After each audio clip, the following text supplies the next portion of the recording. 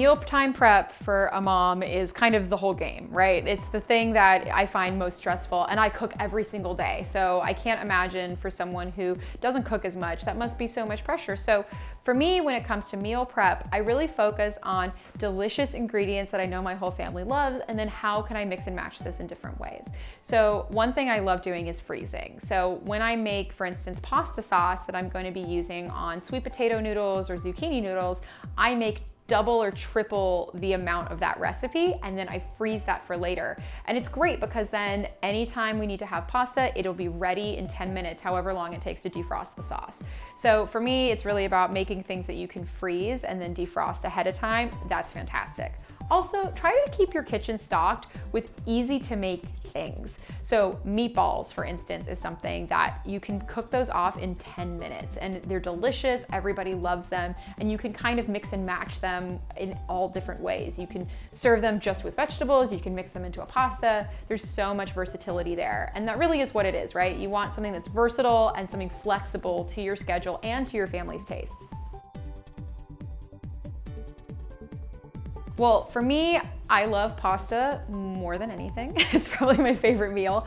But however, I am trying to be aware of my health, my family's health. So for me, I really try to find pastas that actually are made with alternative ingredients. So I'm loving pasta that's made from lentils, black beans, garbanzo bean, things that have a lot of protein and fiber. So it's kind of like you're getting your vegetable serving plus pasta at the same time. And my husband and I have been loving this.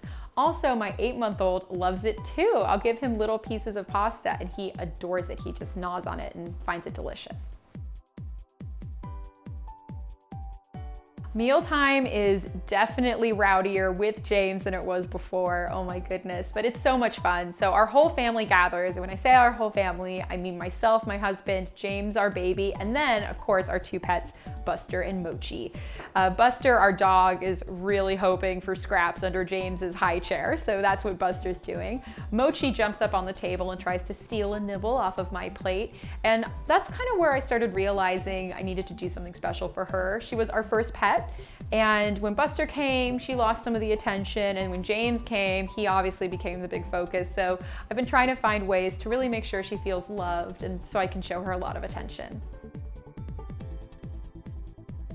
I do cook for my family every day. It's not always something spectacular and grand and amazing, but I try to make delicious, simple food every day for my family. I think it's funny because I work in food, everybody assumes that I'm making these very elaborate meals all the time, but that couldn't be farther from the truth. My go-to is scrambled eggs.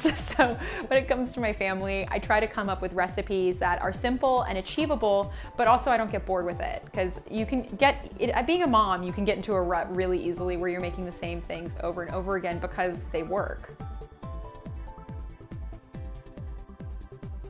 For me, I love food history. I'm a big history nerd, so that's kind of how I got connected to food.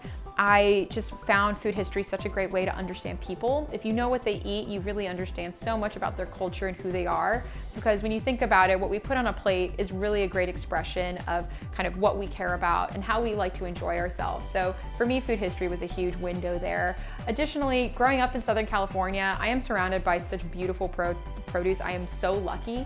So I really was inspired by the world around me and there's just simple, delicious food that I had access to. So that's what I tried to create with the Kitschy Kitchen, was delicious, simple recipes that looked really beautiful as well as they tasted really good. I do sometimes use pre-made baby food. For me, I really care about what the ingredients are. So it's like with everything, whether I'm feeding myself, my son, or even my pets, I'm always going to be looking at the packaging and seeing what's in it. So for James, I look for whole foods. So it just should say what it is, right? If it's something that's like peas and carrots, you should look on the back and it says peas and carrots. It shouldn't be more complicated than that.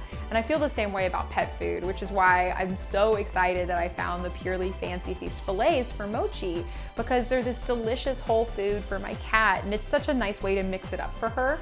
Because she, like me, we get into little ruts, so same thing every day. And I love that the fillets are a great way to kind of update her meal. So I'll flake a little bit off and put it on her tray and she'll nibble it up and love it, or she can have it whole.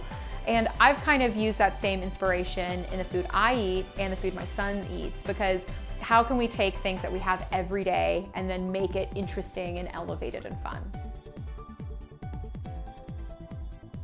Yeah, so with Mochi, I love keeping things special because, you know, with James, he is such a beautiful handful. I love spending my time with my son and getting to watch him grow, and he loves the cat. Oh my goodness. He's learning petting right now, which is very sweet, and Mochi is very patient with him. So I wanted to show Mochi a little bit of love recently. It was her birthday, so I made her a little birthday cake out of the Fancy Feast fillets. So I sort of cracked them up, put them into a cookie cutter, so they kind of made the shape of a cake, and she loved it. She just went to town. It was a fun cat mom moment for me.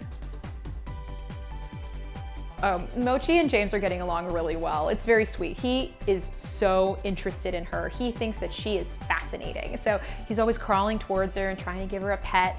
And she's very obliging. She'll let him pet her, but we are learning the word gentle. So that is a bit of a new experience for James. Oh my gosh, I mean, I involve James now. He's 8 months old, he can't stand, he can't hold a spoon or anything, but I involve him now. He's always been on my hip and at my side. I love setting him up in his high chair so he can watch me cook. I tell him what I'm doing, I show him all the different ingredients. When I can give him little things to nibble on and try, I will give him things to try.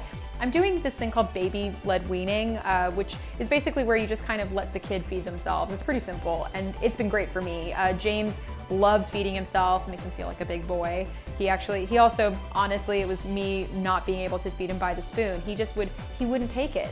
He's so stubborn. So when he started feeding himself, he got really curious. He loves trying new things. So I love the idea of having him in the kitchen while I prepare food. He really likes it. Yes, so for me, if you want to find more recipes from the Kitschy Kitchen, you can go to thekitschykitchen.com. You also can find out more about Mochi's new favorite snack at fancyfeast.com/filetyourway.